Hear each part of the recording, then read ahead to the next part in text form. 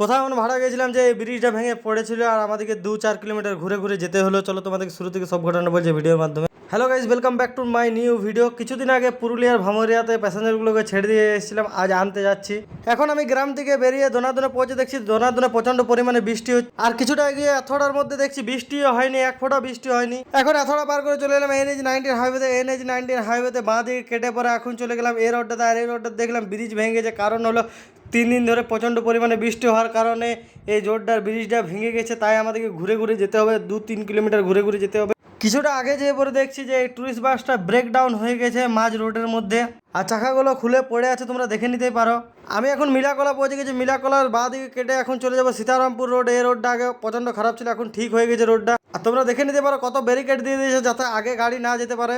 নেমতপুরের জাম পার করে এখন চলে এলাম রাধানগর। রাধানগরে প্রচণ্ড পরিমাণে বৃষ্টি হচ্ছে, কিছু কিছু জায়গায় বৃষ্টি হচ্ছে আর কিছু কিছু জায়গায় বৃষ্টি হচ্ছে।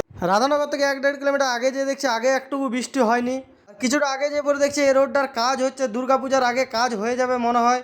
আমি এখন দামোদরের ডিসাইডগড় নদী পেরোচ্ছি, আর তোমরা দেখে নিতে পারো নদীটার মধ্যে কতটা জল আছে আর কতটা জল নেই। আর নদীটা পার করে দেখছি এখানে লেখা আছে ওয়েলকাম টু নিতুড়িয়া, তার মানে আমি এখন পুরুলিয়া এন্টার করে গেছি। কিছুটা আগে যেয়ে পরে দেখছি এই দোকানগুলো অর্ধেক অর্ধেক ভেঙে দিয়েছে, কারণ হলো রোডের জায়গা আছে, PWDর জায়গা আছে, তার জন্য দোকানগুলো অর্ধেক অর্ধেক ভেঙে দিয়েছে। PWDর যতটা জায়গা আছে ততটা জায়গা নিয়ে নিচ্ছে। তোমরা দেখতে পাচ্ছ এই আগের মাঠটা যেটা দেখাচ্ছে, এই মাঠটাতে নিতুড়িয়ার প্যান্ডেল হয়। এখনো প্যান্ডেলে কোনো কাজ স্টার্ট হয়নি, আজ 22 তারিখ হয়ে গেল। আমি এখন দেখতে দেখতে ভামুরিয়াও ঢুকে গেলাম।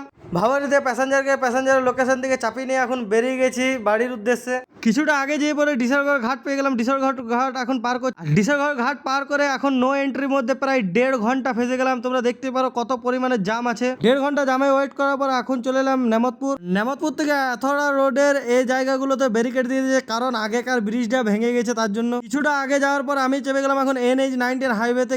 আর NH-19 হাইওয়েতে কিছুক্ষণ গাড়ি চালার পর আমি নেমে গেলাম এথোড়া বাইপাসে। আর এথোড়া গ্রাম পার করে এখন চলে এলাম আমডিয়া।